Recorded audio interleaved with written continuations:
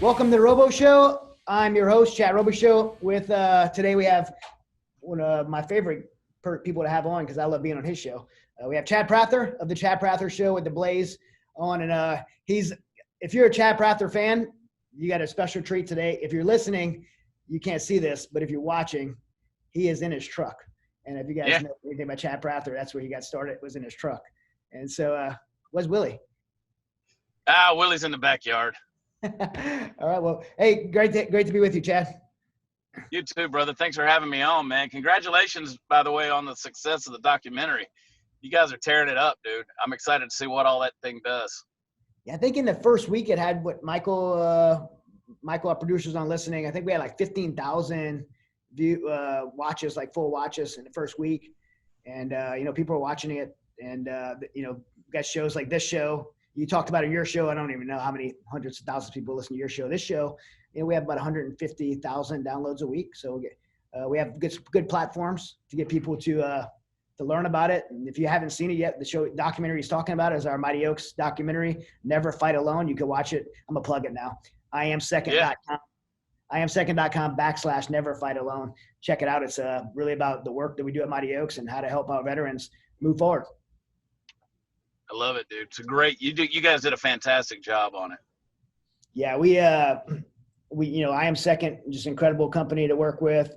We got to work with the Museum of the Bible, Mr. Steve Green. If you guys don't know who he is, the president and founder of, or his dad founded it, but the president of Hobby Lobby. We just got some great people. Jim Clock over at Global Digital Releasing. People, great people came together to put it out there. And then in addition to that, Jim Clock is working on, he's one of the producers working on the motion picture film about kind of my life story, which is absolutely terrifying.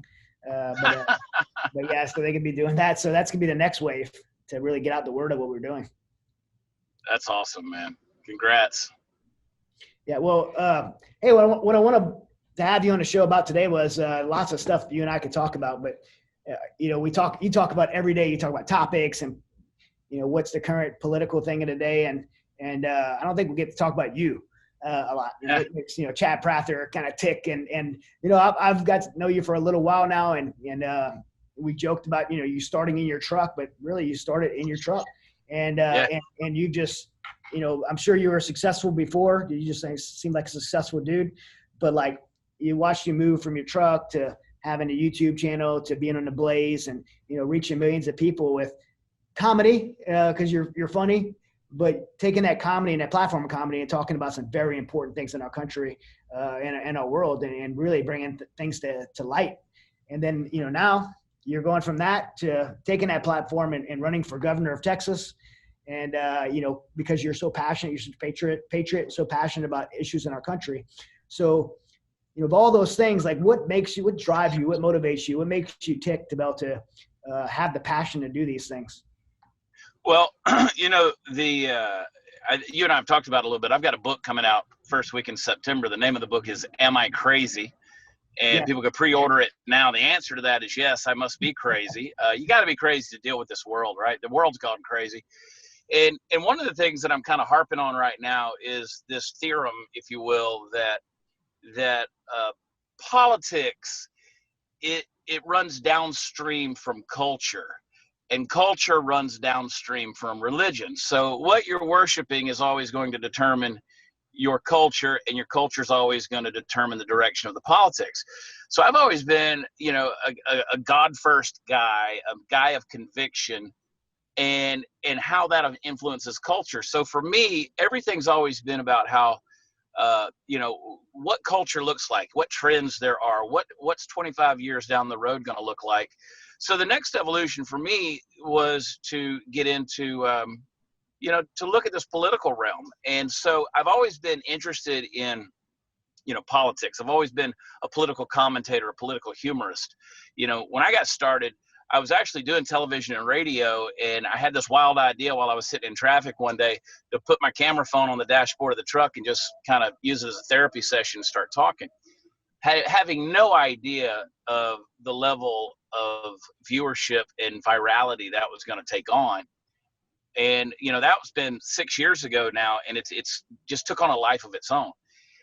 which led into more television, more opportunities, live shows, these kind of things. And I built such a huge platform and such a huge following that I said, I'm going to put my money where my mouth is. I'm not just going to complain about politics. I'm going to get involved with politics.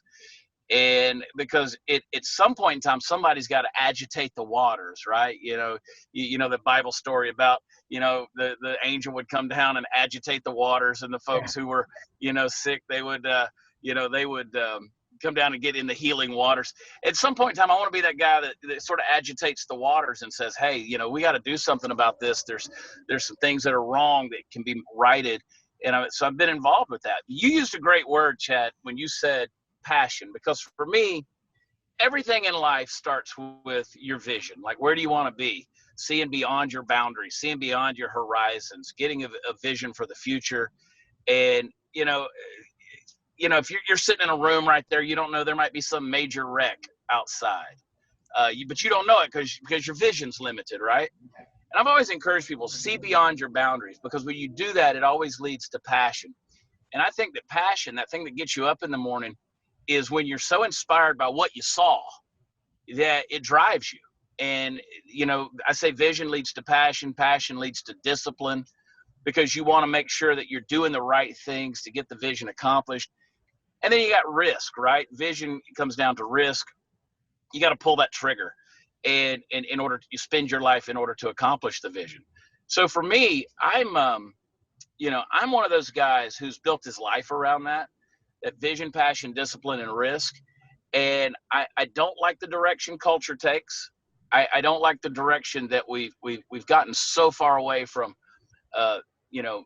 conviction, and so far away from God, and so far away from our relationship with God as a culture, that we're in a fight for our lives. And so for me, that's what gets me up every day. That's the thing that makes me run my mouth as much as I do, because I want to turn that tide, agitate those waters. And if we can get some people on board to say, enough is enough, we're going to stand up. We're going to be men. We're going to be women. We're going to be Americans. We're going to be people that are outspoken, people that are bold. And for me, that's the thing that drives me. I have people all the time that say, how do you find enough time to do all the stuff you do? And I'm like, I don't even think about it like that. I'm just a driven person. I've been in meetings all day today, talking with influential people, in the studio all day yesterday. We sang the national anthem last night at the Texas Rangers baseball game. And, tomorrow we'll be back in studio. Then tomorrow night we head to Florida. We do 3 nights of shows there.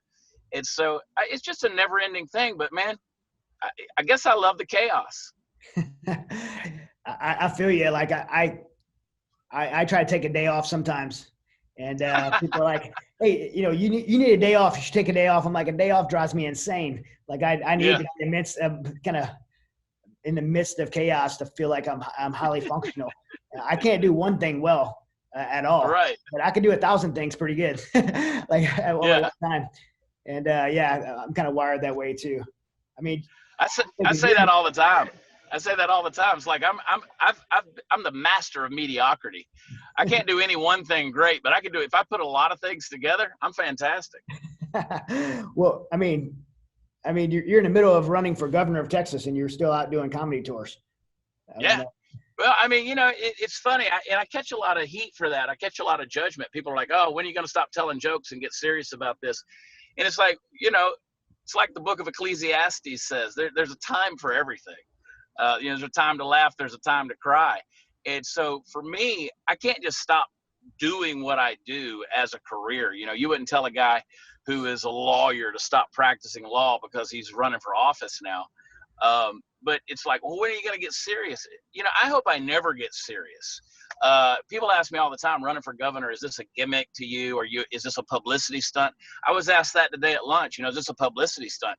I said, I don't need that kind of publicity. That's not the good kind of publicity that you want, right? I'm one of those guys who, if I were trying to grow a platform, it wouldn't be by running for office. So, I get very serious when it comes to the state of how things are culturally, politically, and I'm very passionate about how things are in the state of Texas. So, it's, we make our living our way. We do the things that we do. I'm fortunate enough I get to run my mouth for a living. You can relate to that.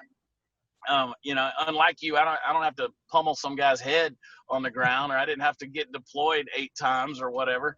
And but for me, I've been able to run my mouth and make a living.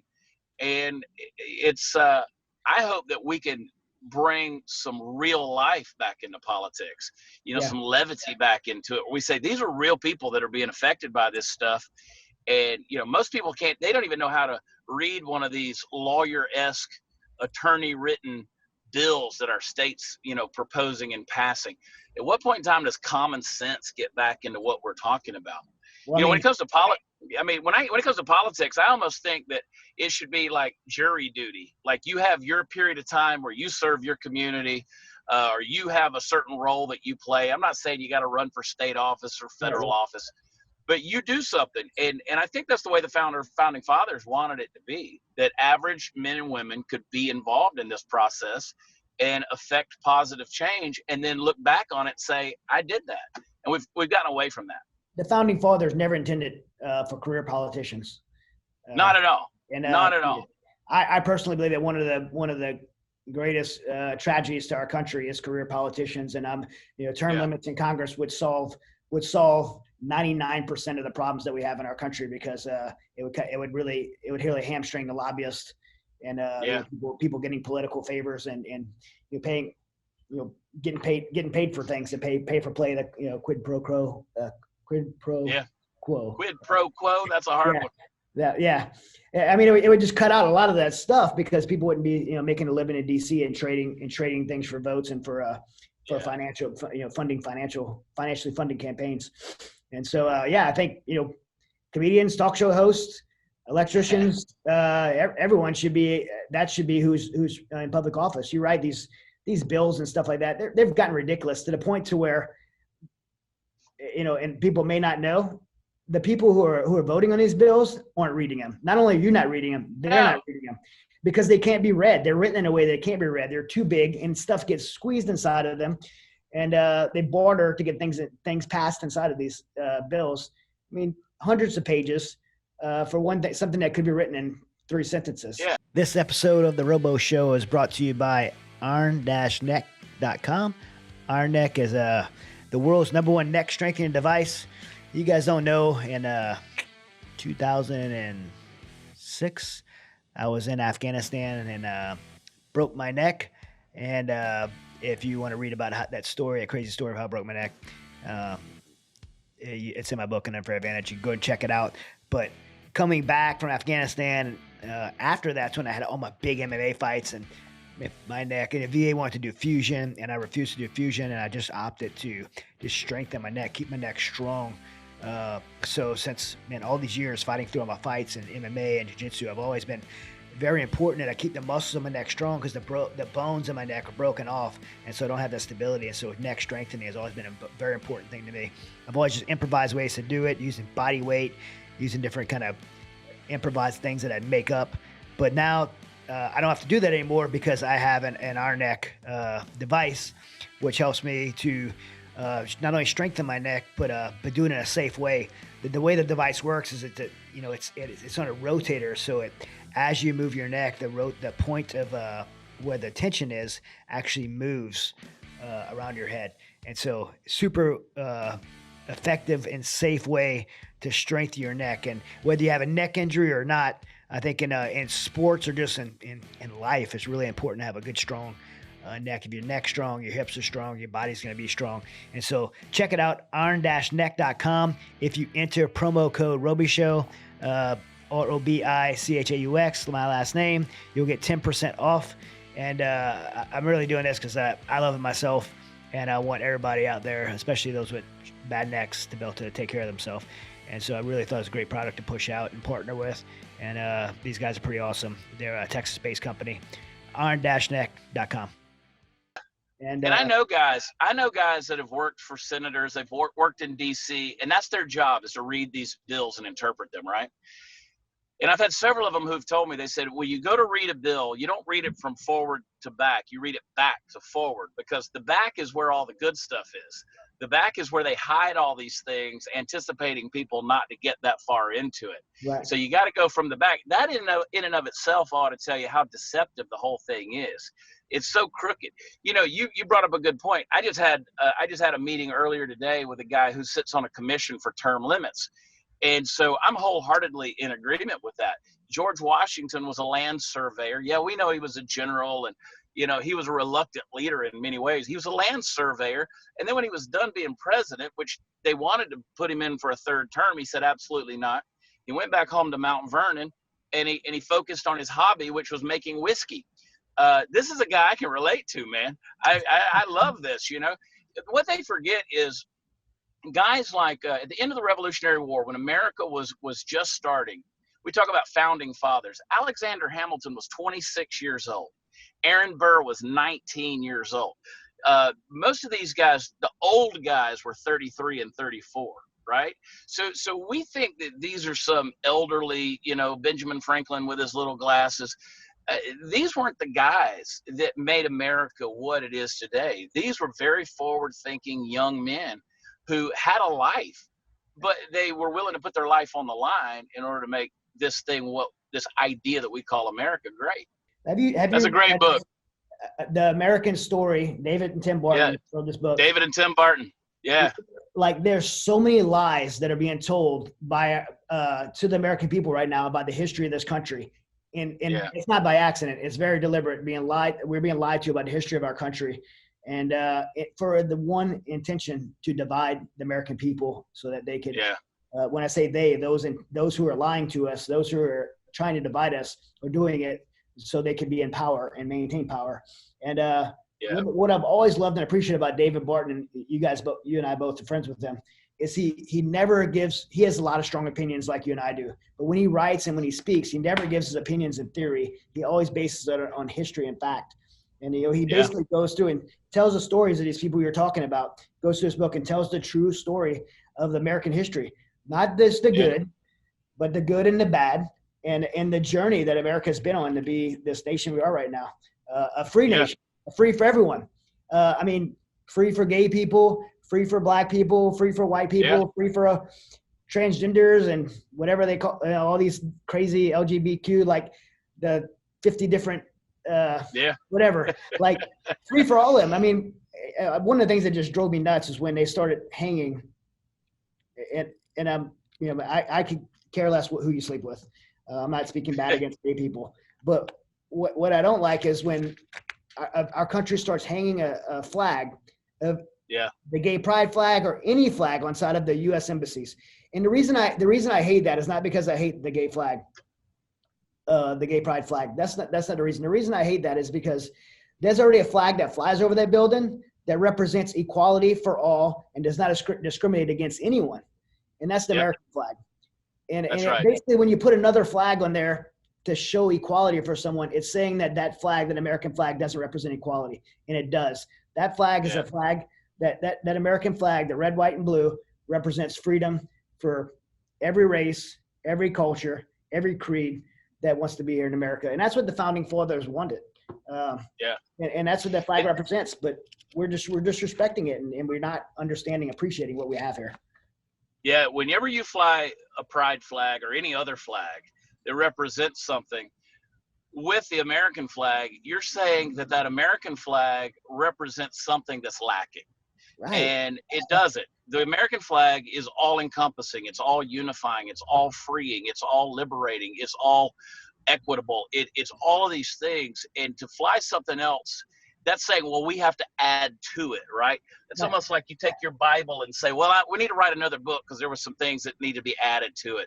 There's nothing that needs to be added to it. It's all encompassing, right? It says what it needs to say. The American flag says what it needs to say. And, that book there that you're holding, The American Story, David and Tim Barton, I encourage everybody to get it. I devoured it. I'm reading it actually a second time. And you're right, because so many lies are being told about the history of the United States. For instance, they've got a great chapter in there. It's actually starts on page 284 for those of you who are wondering. This is how I read books, man. I devour them, dude. It starts on page 284 and it talks about slavery in America. We've been taught that like we're the worst ever, right? When it comes to having been a slave owning country and like we should own that sin and we should make reparations and we should do all these things and apologize. And, make Juneteenth a national holiday, which, it to me is somewhat of an affront to July the 4th, because, we're all independent based on what happened in 1776, but instead they want to make you believe it's 1619 was the thing that was truly started this country. But let me tell you something. African slaves, and they spell this out in the book so eloquently.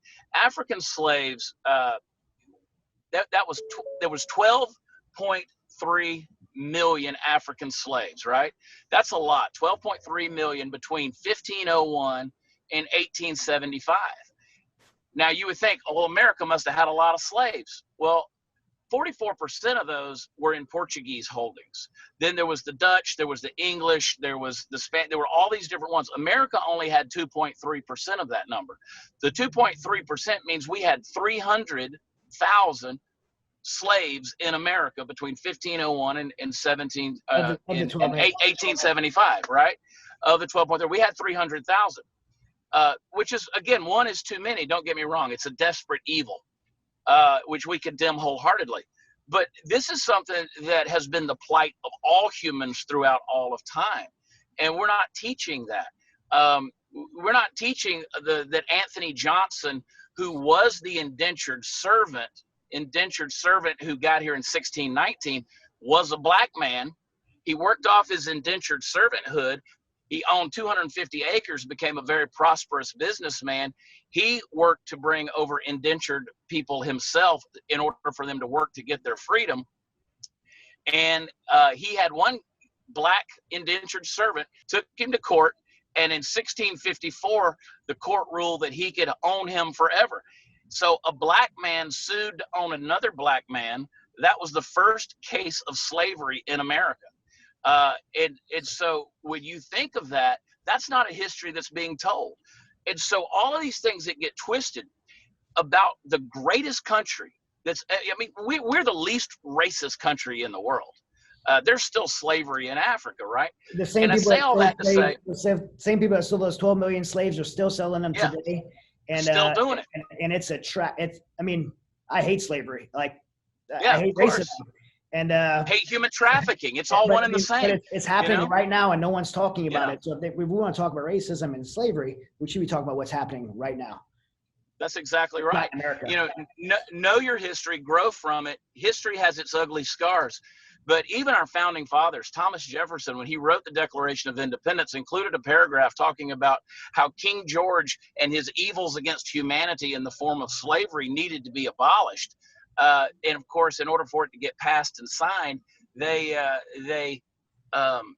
took that paragraph out of there. But he equated even those in slavery, and he put it in all caps. In that paragraph, he wrote men in all caps. The only other words that he ever put in all caps was the United States of America. Thomas Jefferson even then was saying that these men that are enslaved, they are men, and they should be treated as such. These are the things that aren't being taught to our kids anymore. And David Barton's told me personally, he said, in the state of Minnesota, they're no longer, they've now taken away the Revolutionary War, the Civil War, World War I, and World War II out of the history books. That's insanity. Pure insanity. You could get you could get a master's in history in the United States and never take an American history class.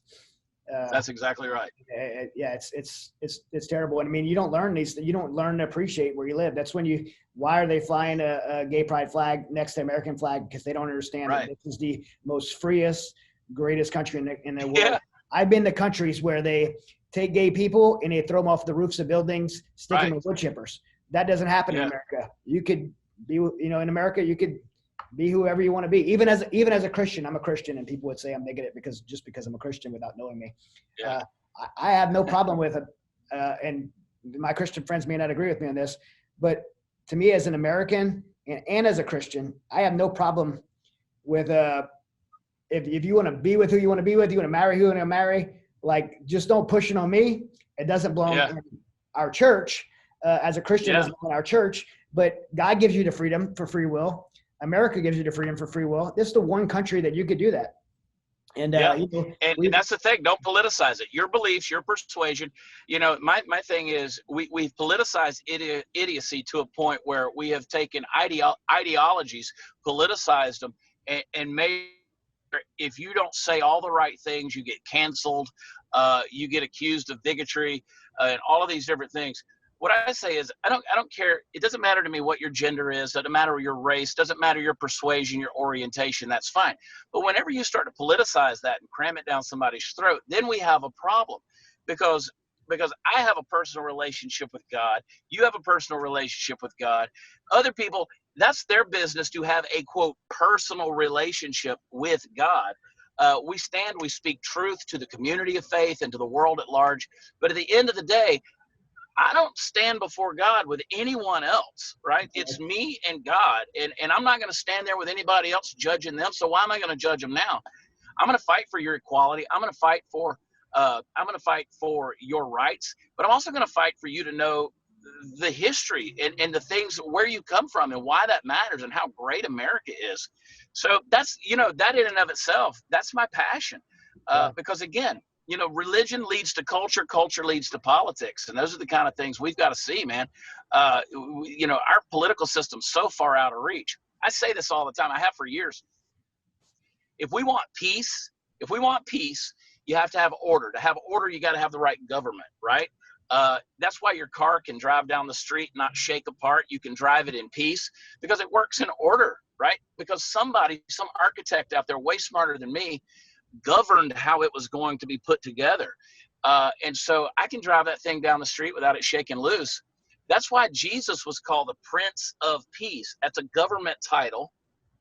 And that government leads to peace. Jesus brought a new world order. We talk about that. And that new world order is the kingdom of God. It's God's way of doing things. And to the degree I believe, my conviction is that we embrace that. That's where we have real freedom, and that's where we have real peace. But everybody wants to look at the world and say, no, there's not enough. We got to keep fighting, And what we do is we make each other the enemy. And you know how that works. As soon as I label somebody, then I put them in a box. I put that box on the shelf, and I don't have to deal with that person anymore because I've given them the solid label. Yeah, that's why critical race theory, this needs to be stood against. Now, this is so dangerous. When you start labeling groups of people, I think if the word white, black, brown is in your argument, you're part of the problem. That's right. That's exactly right. Yeah. I mean, at what point in time are we going to start saying, okay, you got blue eyes, you got green eyes, you got brown eyes? I mean, Hitler basically did that, right?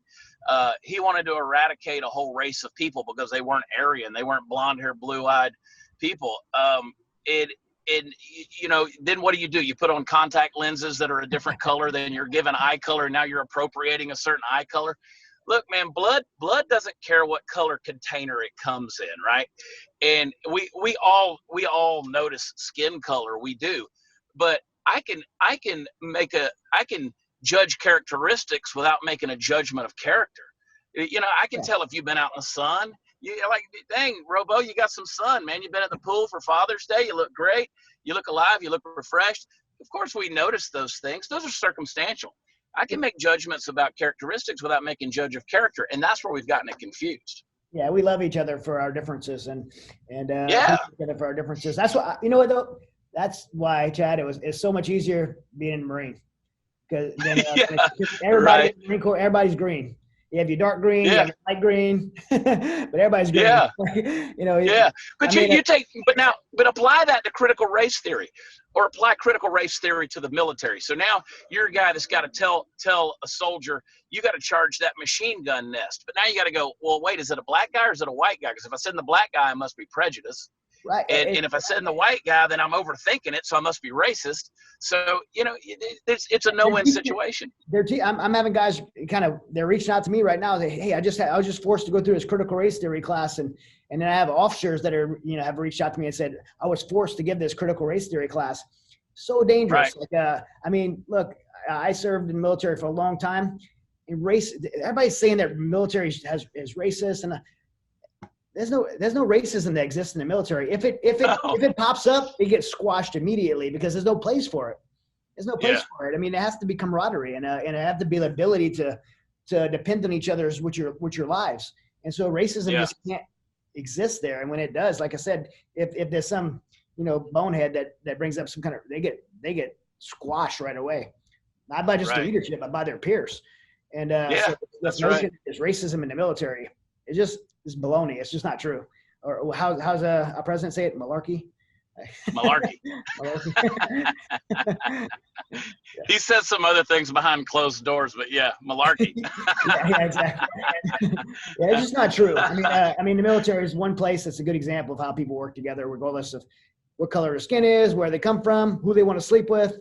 I was just on an interview in Israel with this lady in Israel who's starting to argue with me about our military being homophobic. I'm like, were you ever in the U.S. military? Because I was. You're a news anchor over in Israel. Like, a military has never had that issue. Now, do we want to be spending our taxpayer dollars on gender reassignment surgery? Of course not, because that's the mission of the military, is winning wars, not pandering to people's Well, and I definitely don't want to be in a foxhole with a guy who gets his first period, and he's suddenly emotionally unstable, right? I don't want to be. It's hard enough being in a home with that guy. It's hard enough being in a home with a wife that you love, dealing with that, much less. Yeah, exactly, man. Listen, I've had 2 wives, 2 mother-in-laws, 3 daughters. I got a female dog. I got so much estrogen around me. I'm in cycle with them, bro. I totally get it. Totally get it. Oh, man.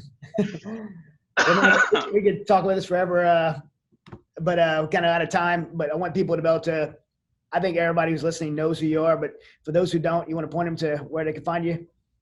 Yeah, man. Check out the campaign and what we're doing at Prather2022.com.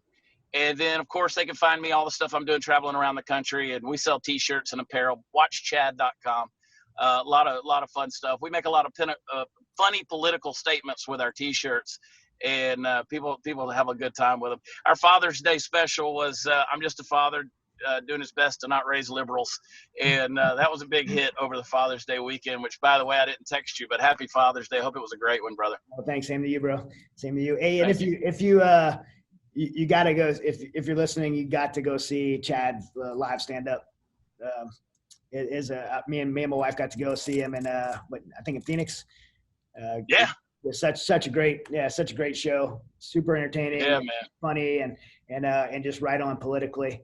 So definitely go see it. Your tour, people can find out about your tours on your website. Yeah, watchchad.com. Not sure when this episode comes out, but headed to Florida this week. Then we're going to be all over Texas, and we got tons of stuff on watchchad.com. Awesome. Well, awesome having you on, bro. Thank you, buddy. Appreciate you, brother. God bless. Thanks, man. Thank you guys for listening. You as well.